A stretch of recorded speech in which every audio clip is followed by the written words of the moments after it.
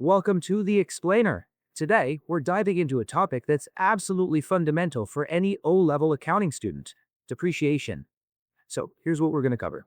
We'll start right at the beginning with what is depreciation, and then work our way through the different calculation methods, how to handle buying and selling assets, and finally, we'll tackle a full exam question together. Before we move on to the topic of today's video, I'm excited to announce that physical and online workshop batches for this year have officially begun. To level up your accounting skills, we will be revising the whole syllabus while solving yearly and topical past papers live. If you like to study at your own pace, you can also gain access to recorded lectures and notes of the entire IGCSE O and A level syllabus. You must visit our website at www.adeelpaperwala.com and head over to the resource section and feel free to study from all the free resources such as notes, PDFs, and coursebooks. If you want to know more about the workshop classes being held, head over to the contact section and feel free to inquire or message us on WhatsApp. The website link and contact details are provided in the description. And while you're down there, make sure to give the video a thumbs up and subscribe to the channel to enjoy free weekly accounting lectures, and drop in the comments if you have any questions or suggestions. Alright, let's get into it. Okay, first things first. Before we get into any numbers, we really need to understand what depreciation actually is, and just as importantly, why accountants even bother with it. At its heart, depreciation is simply this. It's the planned, systematic way we account for an asset losing value over its useful life. Think about it. A company buys a machine, and that machine helps them make money, but it doesn't last forever, right? Depreciation is how we spread the cost of that machine over the time it's actually being used. Now, depreciation doesn't just happen out of nowhere. There are real causes, like physical wear and tear, or just the fact that technology moves on and things become outdated. That's called economic obsolescence. But why do we record it? Well, it all comes down to two super important accounting rules. First, the matching concept. This is a big one. It just means we have to match the cost of using the asset against the money it helps us earn in the same period. And second, the prudence concept, which is all about not getting ahead of ourselves. We don't want to overstate our profits or make our assets look more valuable than they really are.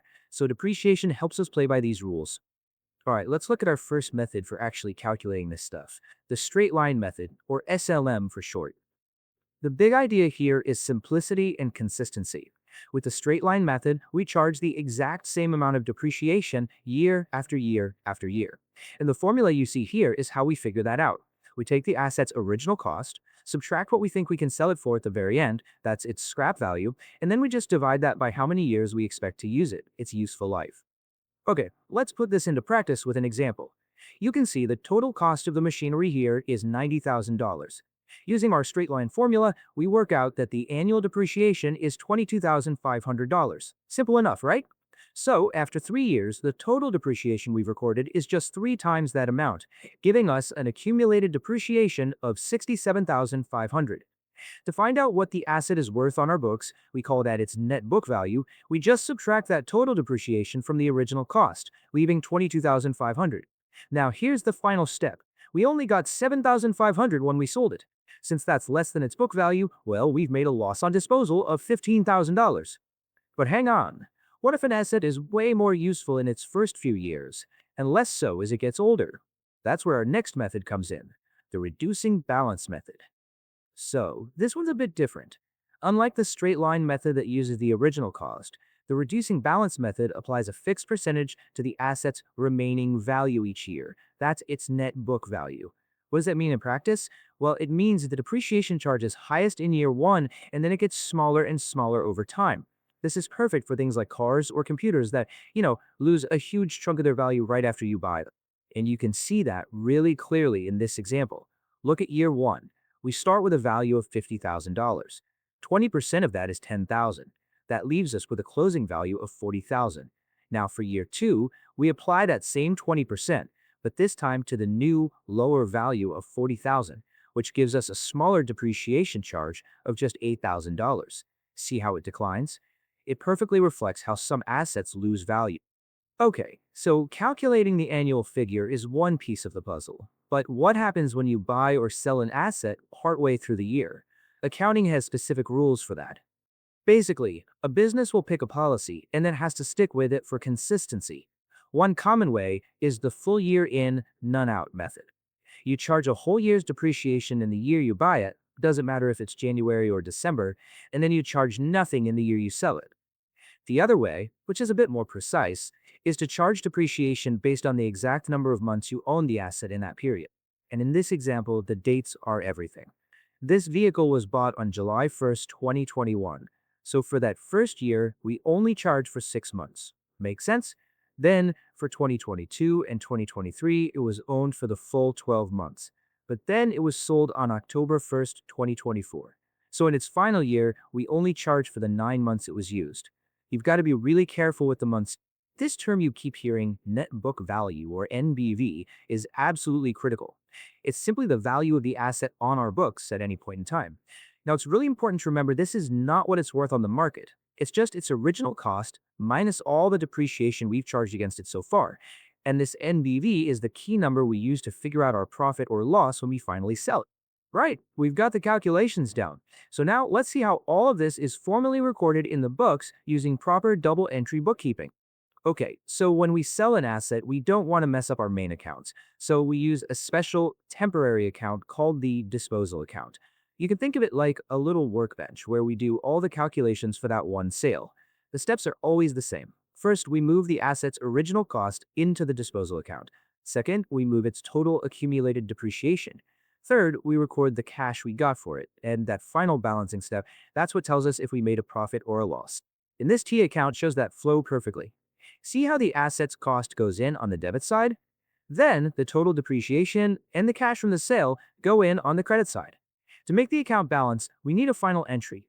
If the credit side is bigger, that's a profit. If the debit side is bigger, like it is here, that balancing figure is our loss on disposal.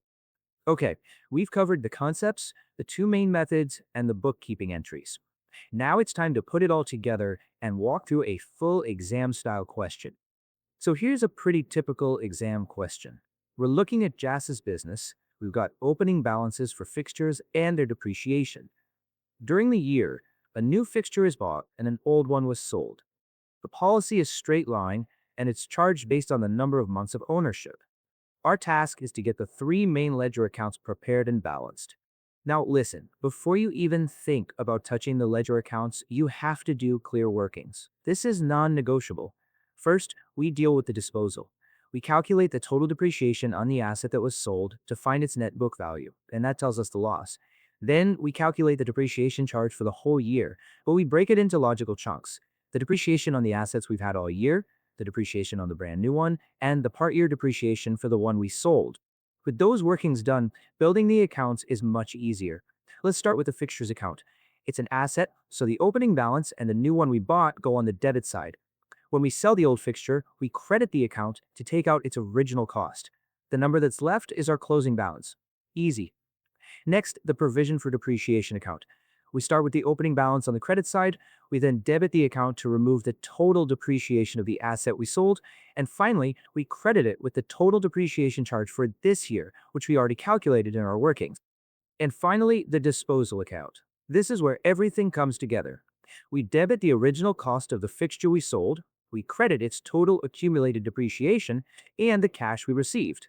The balancing figure here is a debit of $5,000, which is the loss on disposal. We then transfer that to the income statement, and look, it matches our workings perfectly.